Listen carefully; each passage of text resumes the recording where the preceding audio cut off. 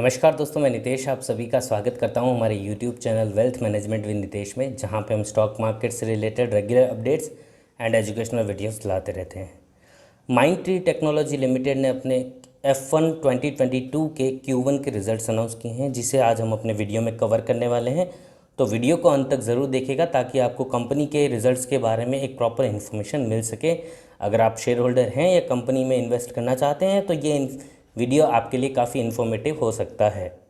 चलिए बिना किसी देरी के वीडियो को शुरू करते हैं। अगर अभी तक आपने हमारे चैनल को सब्सक्राइब नहीं किया है तो चैनल को सब्सक्राइब करना ना भूलें एंड बेल आइकन को ज़रूर क्लिक करें, जिससे कि आपको आने वाले सारे वीडियोस की नोटिफिकेशन समय पे मिल सके। कंपनी को लेकर सबसे पॉजिटिव न्यूज़ ये रही है कि कंपनी की ऑर्डर बुक इस बार की सबसे हाईएस्ट ऑर्डर बुक रही है। $405 मिलियन की ऑर्डर बुक कंपनी ने अचीव की है, जो कि कंपनी के लिए एक माइलस्टोन से कम नहीं है, बिकॉज कंपनी की आज तक की हाईएस्ट ऑर्डर बुक है। और ये डेफिनेटली कंपनी की जो ग्रोथ पोटेंशियल है, जो अर्निंग विजिबिलिटी है, उसको दिखाती है कि कंपनी की अर्निंग विजिबिलिटी काफ़ी अच्छी है because of the order book. Company ऐसा देखा जा रहा है कि कंपनी के पास में क्लाइंट्स भी धीरे धीरे बढ़ रहे हैं और कंपनी एक अच्छी तरीके से अपने क्लाइंट्स को मेंटेन कर पा रही है। चलिए डेटा को लेके बात कर लेते हैं। सबसे पहले बात कर लेते हैं रेवेन्यू की। क्वार्टर ऑन क्वार्टर यानी कि पिछले क्वार्टर से इस क्वार्टर के अंदर हम देखें तो एक 8.6% की रेवेन्यू ग्रोथ देखी गई है। और अगर ईयर ऑन ईयर यानी कि पिछले साल के Q1 को इस साल के Q1 से अगर कंपेयर करें तो यहाँ पर 20.1% की ग्रोथ देखी गई है, विच इज़ रियली गुड। अगर हम रेवेन्यू को लेकर के बात करें तो एबिडा के अंदर में अगर हम बात करें तो क्वार्टर ऑन क्वार्टर एबिडा के अंदर 0.4% की ग्रोथ देखी गई है। यहीं पर अगर ईयर ऑन ईयर लेवल पे देखें तो 33.6% की ग्रोथ देखी गई है। एबिट के अंदर बात कर लेते हैं, 3.8% एबिट ग्रोथ देखी गई है सिक्वेंशियल यानी कि quarter on quarter, and year on year level पे 41% की ग्रोथ देखी, which is really good. PAT की बात कर लेते हैं, 8.2% की क्वार्टर ऑन क्वार्टर ग्रोथ देखी गई है और ईयर ऑन ईयर बेसिस पे 61.2% की ग्रोथ देखी गई है। ये भी काफ़ी अच्छे नंबर, मतलब फाइनेंशियली अगर हम बात करें तो कंपनी ने काफ़ी अच्छे नंबर्स इस बार के क्वार्टर में दिए हैं। कुछ रेशियोज को लेके बात कर लेते हैं। कंपनी की अगर एबिडा मार्जिन की बात करें तो एबिडा मार्जिन इस क्वार्टर के अंदर 20.3% के निकल के आए हैं, जो कि पिछले क्वार्टर यानी कि Q4 FY 2021 में 21.9% थी, यानी कि यहाँ पर मार्जिन्स में गिरावट देखी गई है क्वार्टर ऑन क्वार्टर लेवल पे। लेकिन ईयर ऑन ईयर बेसिस पे एक अच्छी ग्रोथ देखी गई है, 18.2% से बढ़ के 20.3% मार्जिन्स हो गए हैं, which is a positive sign. EBIT margin में भी यही चीज़ देखी गई है सिक्वेंशियल, यानी कि क्वार्टर ऑन क्वार्टर देखेंगे तो 18.6% से घट के 17.7% हो चुका है। लेकिन क्वार्टर ऑन क्वार्टर काफ़ी अच्छे रिजल्ट दिखाए गए हैं, 15.1% से बढ़ के 17.7% एबिट मार्जिन हो गए हैं। पैट मार्जिन में भी यही चीज़ देखी गई है। अगर ईयर ऑन ईयर बेसिस पे देखेंगे तो 11.2% से बढ़ के 15% के पैट मार्जिन यहाँ पर कंपनी दिखाई है। और अगर पिछले क्वार्टर से कंपेयर करें तो पैट मार्जिन सेम है, 15% ही पिछले क्वार्टर में थे और इस बार भी इतने ही हैं। इसके आगे ROCE return on capital employed की बात कर लेते तो सिक्वेंशियली यानी कि क्वार्टर ऑन क्वार्टर अगर हम बात करें तो 36.7% से बढ़ के ये 37.9% हो गए हैं। और अगर ईयर ऑन ईयर यानी कि पिछले साल की Q1 से कंपेयर करें तो 31.1% से बढ़ के 37.9, विच इज़ बहुत ही अच्छी बात है बिकॉज यहाँ पर सिक्वेंशियली और ईयर ऑन ईयर दोनों तरफ से ग्रोथ देखी गई है। ROE में भी यही चीज़ देखी जा सकती है, सिक्वेंशियल यानी क्वार्टर ऑन क्वार्टर कोई ग्रोथ नहीं है लेकिन कोई गिरावट भी नहीं है। 30.6 ही पिछले क्वार्टर में था, 30.6% और 30.6% ही इसी क्वार्टर में। लेकिन ईयर ऑन ईयर पे यहाँ पर एक अच्छी ग्रोथ देखी गई है, 25.8% से बढ़ के ROE 30.6% हो चुका है, which is really good. ROE के लेवल पे अगर हम बात करें तो काफ़ी अच्छा डेटा है। इसके अलावा मैंने आपको पहले ही बता दिया कि कंपनी की इस बार की ऑर्डर बुक काफ़ी स्ट्रांग रही है। कंपनी ने अपने डेज ऑफ रिसीवेबल को भी कम किया है, 60 से घटा के 57 तक लेके आई है, which is again a positive sign, क्योंकि ये कंपनी की स्ट्रांग बैलेंस शीट को दिखाता है। इसके अलावा बात करें तो कंपनी ने इस क्वार्टर में टोटल 3,442 नए एम्प्लॉयज़ को हायर किया है और ये काफ़ी अच्छी बात है। माना कि ये कंपनी के एक्सपेंसेस को बढ़ाता है, लेकिन एम्प्लॉयज़ ही तो उनका सबसे मेन रेवेन्यू जनरेट होने का ऑप्शन है, तो डेफिनेटली ये एक पॉजिटिव एक्सपेंस होता है जो कि लॉन्ग टर्म में कंपनी को बेनिफिट देता है। और हाँ, ये कंपनी तभी एम्प्लॉयज़ को ज़्यादा से ज़्यादा हायर करती है जब उनके पास बिजनेस होता है। तो अगर कंपनी अगर अपनी हायरिंग बढ़ा रही है, विच मीन्स कंपनी के पास में बिजनेस आ रहा है, तो ये एक अच्छी बात है, कंपनी की ग्रोथ पोटेंशियल को दिखाता है। चलिए जियोग्राफिकल डिस्ट्रीब्यूशन की बात कर लेते हैं, डाइवर्सिफिकेशन की बात कर लेते हैं। अगर नॉर्थ अमेरिका की बात करें तो नॉर्थ अमेरिका में कंपनी की सबसे ज़्यादा डिपेंडेंसी है, बट ये डिपेंडेंसी कम होती हुई दिखाई दी है। पिछले साल के Q1 में ये डिपेंडेंसी जो ओवरऑल रेवेन्यू था उसका 79% रेवेन्यू सिर्फ नॉर्थ अमेरिका से आया था, जो कि अब गिर के 76.6% हो गया। और ये काफ़ी अच्छी बात है, क्योंकि किसी एक कॉन्टिनेंट या किसी एक कंट्री में पूरी डिपेंडेंसी होना काफ़ी अच्छी बात नहीं होती है। अगर वहाँ में किसी भी टैक्स को लेके या कोई और चेंजेस आते हैं कंपनी को लेकर के, तो वो कंपनी को नुकसान दे सकते हैं। तो डाइवर्सिफिकेशन होना काफ़ी अच्छी बात है, और ये डिपेंडेंसी धीरे धीरे कम हो रही है, दिखाई दे रही है कम होती हुई। ये एक अच्छी पॉजिटिव न्यूज़ है। और बाकी कंट्रीज़ के अंदर भी आप स्क्रीन पे देख सकते हैं। कॉन्टिनेंटल यूरोप के अंदर देखा जाए तो 6.6, यानी कि पिछले साल का डेटा बता रहा हूँ मैं, 6.6 से बढ़ के 8.6 हुआ है, which is a positive sign, क्योंकि यहाँ पर जो डिपेंडेंसी थी वो काफ़ी कम थी और ये थोड़ी सी बढ़ी है।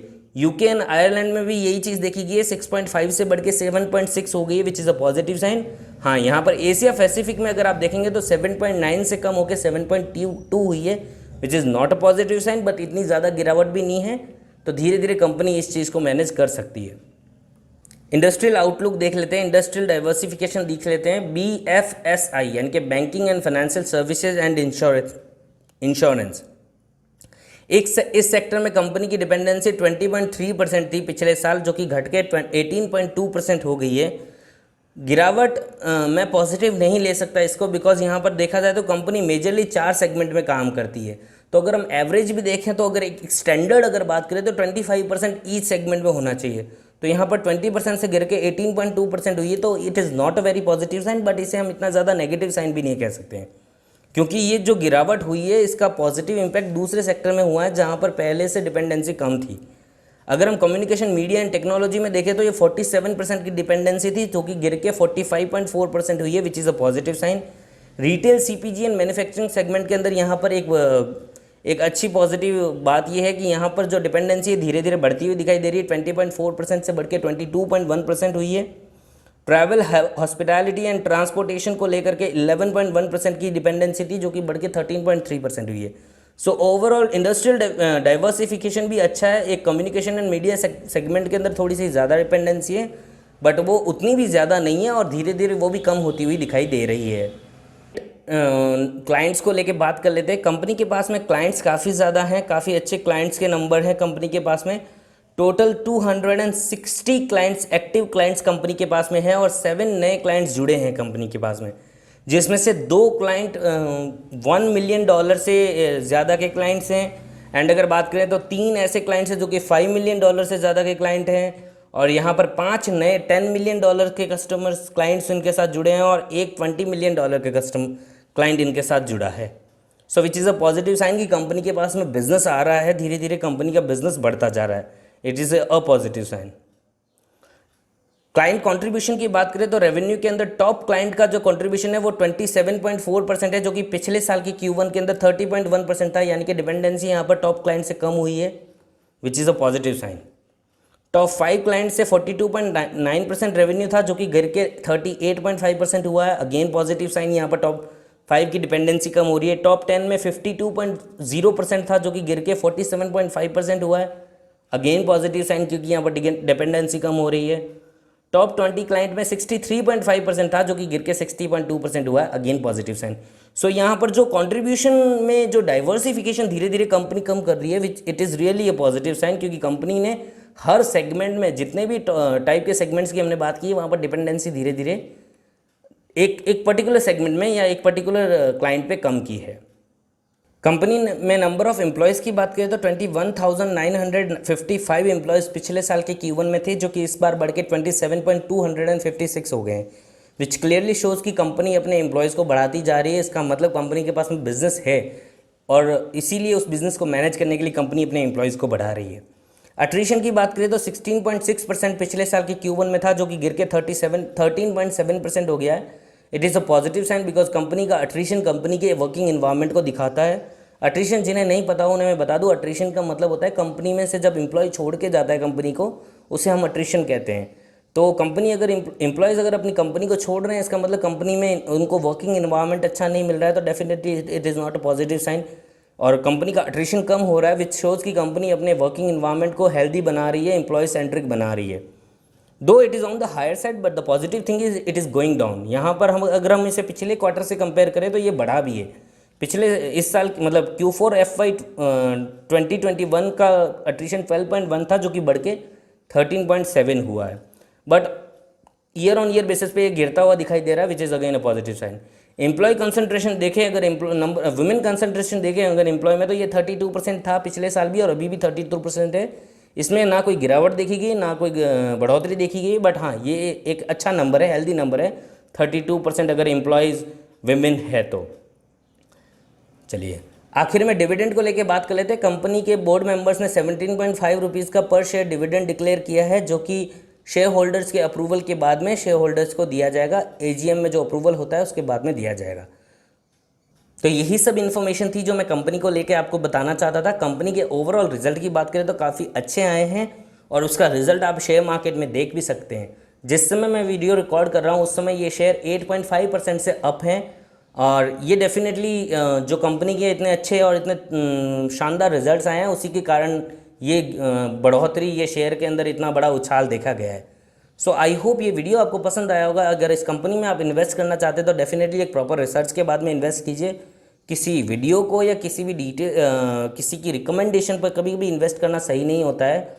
डेफिनेटली आप प्रॉपर अपनी रिसर्च कीजिए, अपने जो फाइनेंशियल एडवाइज़र है उनसे बात कीजिए। मैं बस आप तक इस कंपनी के जो फाइनेंशियल डिटेल्स है और जो रिजल्ट्स हैं वो पहुंचाना चाहता था, ताकि इस कंपनी को लेकर के एक प्रॉपर इन्फॉर्मेशन आपको हो। एंड आई होप मैं सारी इन्फॉर्मेशन आप तक पहुंचा पाया हूँगा। अगर ये वीडियो अच्छा लगा है तो वीडियो को लाइक करें, वीडियो को शेयर करें एंड चैनल को सब्सक्राइब करना ना भूलें एंड बेल आइकन को ज़रूर क्लिक करें, जिससे कि आपको आने वाले सारे वीडियोज़ की नोटिफिकेशन मिल सके और हमें भी एक मोटिवेशन मिलती है। मैं फिर मिलूँगा आपको एक नए वीडियो में एक नए टॉपिक के साथ। तब तक के लिए अपना ध्यान रखें, सुरक्षित रहें। धन्यवाद।